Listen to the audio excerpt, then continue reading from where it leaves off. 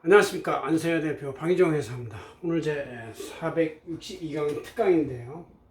저희 안세 회계법인이 특히 요새 열심히 수행하는 ESG 컨설팅의 어떤 업무하고 인증 업무에 대해서 이 기업의 전공정, 즉 인풋 과정부터 제품의 산출 전공정에 대해서 한번 그림으로 설명해 보겠습니다.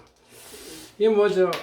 여태까지는 이렇게 안세 적용 전환에 싫은 내용만 강의를 했는데, 이게 이제 그 세무하고 회계 바로 다 그 포인트는 아니기 때문에 제가 그냥 특별히 생각하는 대로, 또 아는 대로, 보는 대로 한번 적었는데, 대부분 쭉 이렇게 말로 쭉 설명하니까 잘 와닿지 않는다는 얘기가 있는 것 같고, 또 그래서 제가 그림으로 한번 설명해 보겠습니다. 그림이라고 해도 딱 그리니까 뭐 별로 마찬가지긴 한데, 그래서 조금 도외하는 게 낫겠다 이렇게 생각을 했어요. 특히 요새 ESG 얘기가 뭐 여론 매체, 방송 매체 뭐 이런데 또 유튜브에도 계속 많은 사람들이 이렇게 하고 있고, 또 이거는 이제 어떻게 보면 기업의 생존 문제입니다. 이렇게 코리아 팬데믹 19가 이렇게 번창하고 계속 없어지지 않고 있는 것도 인간이 지구 환경을 많이 파괴해서, 거기에 또 동물하고의 관계에서 야생동물하고 관계도 우리가 좀 멀리 거리를 두고 있어야 되는데, 뭐 많이 먹는 사람들이 생기면서 이게 몸에 전파를 통해서 된 것이죠. 그러니까 이게 이런 여러 가지 팬데믹이 또 재난이 지구 환경 파괴하고 영향이 있다. 그래서 기업들과 사람들은 모두 스스로 생활 태도에서도 ESG 경영에 좀 더 체득하는 생활을 해야 되겠다. 그런 얘기에서 그 ESG 경영에서의 본질이 뭐냐. 특히 이제 개인보다는 기업의 위주로 되는 얘기지만, 개인들도 다 기업에 댕기면서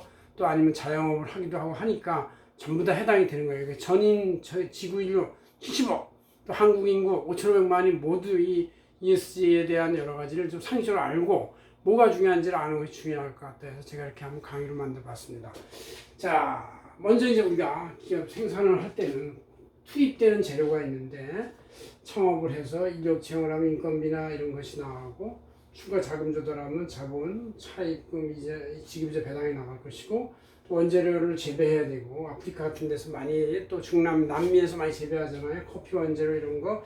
그 대단히 그 노동 착취적인 행동이라고 많이 비판을 합니다. 그래서 스타벅스, 너네는 지금 최종 소비자가 행복하지만 그 커피 원재료를 생산하는 그 현장에서 과연 그 사람들한테 노동 환경을 개선했느냐, 제대로 보수를 줬느냐, 뭐 이런 것까지 따지고 있다, 요새는. 그러는 것이죠. 원재료 부재 구입, 또 물과 불을 써야만 모든 생산물이 나오죠. 에너지죠, 에너지.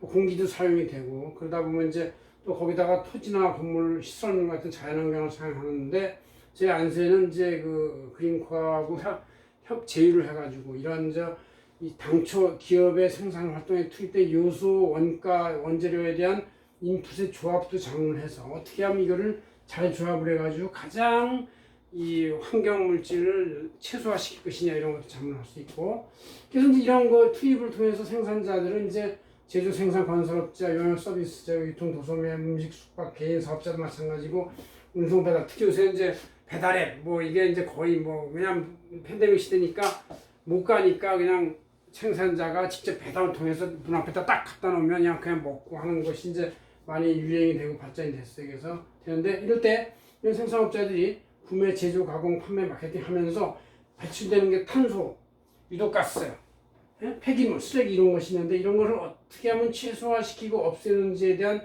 절감 방법과 공법, 대체 방법, 어떤 자문을 우리 안세회계법인의 ES 컨설팅 팀에서 하고 있습니다. 그래서 이렇게 하고, 원재료에서의 자문, 생산 과정에서의 자문, 이렇게 하는 것이죠. 그래서 이렇게 생산자들이 이제 산출물을 내는 것이 이제 제품, 상품, 서비스, 만족, 각종 영역, 복합 상품 이런 것들인데, 이제 이렇게 생산자들이나 서비스자들이 생산하는 것은 자기네끼리 상호 납품해서 소비하고 이제 왔다 갔다 하기도 하지만, 대부분의 제품들은 결국 최종 소비로 가는 것이죠. 최종 소비. 최종 소비의 제품의 가격이 이제 우리가 지불하는 가격이 이게 10,000원이다. 그럼 10,000원의 구성비를 쭉 한번 이렇게 볼 수가 있어요. 이거는 이제 10,000원 곱하기 100만 개 이렇게 하면 이게 손익계 환산이 되는 거예요. 자, 그러면 이제 여기서 들어가는 그 재료를 보면 원재료가 있죠. 기초 원재료가 있고, 재료 가공된 원재료가 있고, 이런 걸 원재료 계정이라고 손익계산서에 반영이 돼요. 손익계산서는 또 외주 가공비들 나간 거, 납품한 것들 기타 비용으로 여러 가지 손익계산서 비용이 있죠. 외주 인건비도 여러 가지 용역비라고 해서 들어가죠. 내부 임금의 인건비나 이 급여라고 들어가죠. 외부에 또 자금 차입을 조달해서 차입하면은 이제 지급이자라고 나가죠. 차입금 지급이자. 그다음 이제부터 이제 이것까지는 이제 이 제품을 생산하기 위한 손익계산서에 최소 원가적 그 요소 원가, 생산 원가라고 볼 수 있고 그다음부터 이제 부가가치가 되는 것인데 경영이익, 경영자 보수가 있고 이제 그것을 뺀 보수, 최후 경영자 임원들 보수를 뺀 나머지 금액이 이제 배당하고 내부 인형인데 주주 배당은 불입 자본금에 되는 것이고 이제 나머지 또 잉여금도 해서 재투자를 해가지고 재무 상태를 이렇게 보면은 자본금이 있고 잉여금이 있고 부채가 있는데 이 자본금 잉여금은 이제 설비 투자를 하죠. 설비. 그다음 부채는 이제 유동자산이 이제 이렇게 연결되고 이렇게 해서 이제 보통 재무 상태표가 이렇게 구성이 됩니다. 손익계산은 이렇게 구성이 될 거고 이렇게 해서 이제 우리가 보통 이 재무 상태표 손익계산서가 재무회계로 이렇게 나온다. 그러나 이런 재무제표가 상출되는 모든 회계 과정에서 이 뒷면에 비재무 정보가 있는데 이 비재무 정보가 바로 ESG 정보다 이런 얘기죠. 그래서 ESG 정보는 바로 외부 환경 사회 공익에 보유하고 기여해야 되는데 인간의 생존을 위해서도 그렇고 또 환경 파괴를 막기 위해서도 인간의 생존을 환경 파괴를 막아야만 인간이 생존하는 것이다. 그런 얘기죠. 그러니까 인간이 생존하려면 최종 소비 구매에서부터 친환경 무공해 제품과 서비스를 쓰려고 그래야 돼요. 그래서 MZ세대는 이제 그래서 그냥 아무 제품만 쓰는 게 아니라 가능한 친환경이냐 무공이냐 이런 걸 잘 가려 쓴다는 것이죠. 그 다음에 이제 이게 바로 인간 환경에 사는 것이고 그 다음에 이제 이렇게 하면서 결국 이런 탄소 배출이나 쓰레기 폐기물 이런 걸 없애면 오존층 파괴도 막을 수가 있고 지구온난화도 막을 수가 있습니다. 빙하가 지금 없어지고 있어서 폭설, 폭염이 나고 바다 수위가 상승하고 산불과 지진들도 막 빈발하고 있어요. 전염병도 창궐하고 있죠. 코로나 팬데믹이 있고 그래서 이런 이제 여러 가지 문제가 있으니까 환경을 보호해야 되고 또 사회도 이 임금을 받는 직원들 또 외주 인건비 쪽하고의 또 내부 경영자들 배당하고의 이런 균형을 이루어야 돼. 조화 이런 걸 잘 적절히 각각의 기대치하고 만족치에 따라서 배분하는 조화를 이루는 경영 이것이 바로 거버넌스예요. 거버넌스가 잘 균형하게 가동이 되어야 한다. 또 이런 거버넌스가 잘 가동이 되고 환경이 잘 보호가 되면 사회적인 만족도도 올라가서 사회 안정이 되고 문제가 제거된다. 그렇게 되는 것이죠.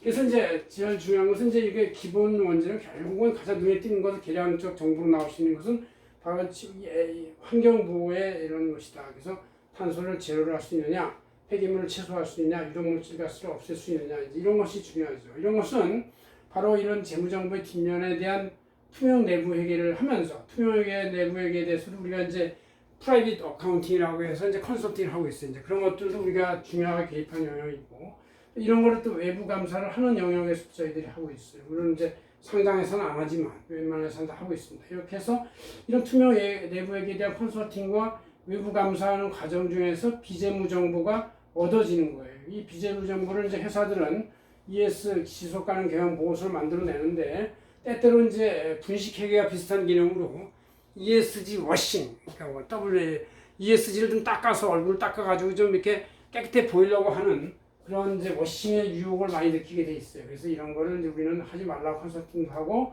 또 인증을 하면서 이제 개별 이런 이제 탄소는 우리 회계사가 완전히 알지는 못하니까 이런 생산 과정에서 나오지만 그래도 별도로 컨설팅을 인증을 하기도 하고 회계법인이 포괄적 컨설팅 인증을 합니다. 왜냐하면 개별 컨설팅 여러 개를 합해서 포괄적 인증을 하는 것이 이제 그 회계법인의 역할이 되는 것이다. 그래서 우리 앞으로도 ESG 인증에서도 회계법인이 굉장히 중요할 것 같고 컨설팅에서는 PA 업무의 일종으로서 내부에서도 자문해주는 게 중요할 것 같아서 앞으로 ESG 업무는 회계사, 회계법인들이 주도하게 될 것이다 이렇게 생각이 되고 이미 빅4 회계법인들은 잘 하고 있고 저희 안수 회계법인도 ESG 컨설팅과 인증 본부가 하나 탄생이 돼서 그 홍콩 계열의 그린코하고 제휴를 해가지고 자료도 받고 그걸 컨설팅 이용하기도 하는 일을 열심히 하고 있습니다. 그래서 우리가 안세가 바로 이 ESG의 여러 가지 비재무 정보를 정량화하고 개량화하는 어떤 지표를 많이 이제